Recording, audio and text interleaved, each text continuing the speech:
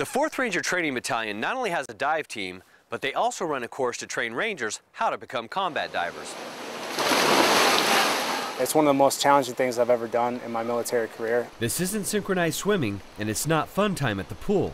This is some of the toughest training in the United States Army, the Pre-Combat Diver Qualification Course, or Pre-Scuba. We have a dive mission at Fort Benning to basically cover the Benning phase of Ranger School. We dive Victory Pond for each Ranger class and for each Rangers in Action demonstration to ensure there are no obstructions or no potential dangers to students or our soldiers who are participating in training. Pre-Scuba is an intense 3-week course taught here at Fort Benning that teaches Rangers how to thrive and survive underwater and prepares them for the Combat Diver Qualification Course down in Florida. The training Key West is 6 weeks long. Prior to going down there, you have to go through a pre-scuba school. It's mandatory. In fact, the pre-CDQCs generally are a little rougher than the actual dive school down there.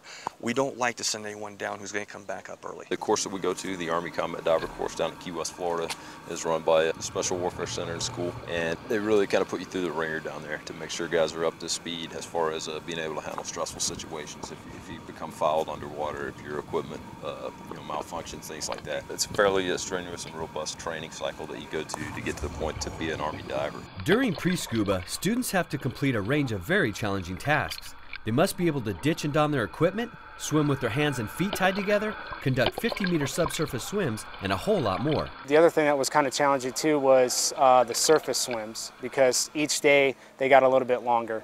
Like we did a 500-meter surface swim, and this is after doing a 4-hour pool session too, and then doing PT on top of that. So you're feeling a little weak towards the end of the day. It's definitely harder than I thought. I mean, I went into the course thinking, I've done a lot of open water swimming, I spent a lot of time in the pool, and I kind of went in thinking that, I'd be all right, but after that first day, I knew it was something totally different and that it was going to be a really tough course. Although pre-scuba is extremely physically demanding, the biggest challenge for the students is in their heads. The training we go through sucks. It is very intensive, very miserable, and you're put in very stressful situations so that in the event you do end up in an emergency situation underwater, you keep your head. And that's the key to anything in the water, is keeping your head and remaining calm. The second you start panicking, you're jeopardizing the mission and you're jeopardizing yours as well as your buddy's life. That's the #1 rule by going through pre-CDQC, is not panicking and keeping your composure.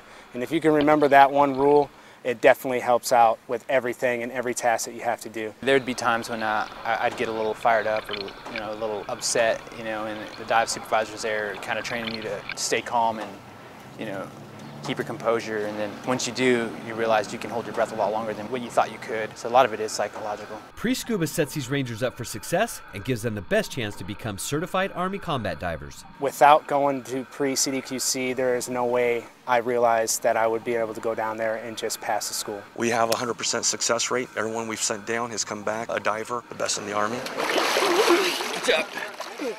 The 4th Ranger Training Battalion is in need of combat divers, so if you're interested and Ranger qualified, give the Dive Locker a call and get in on the next pre-scuba course.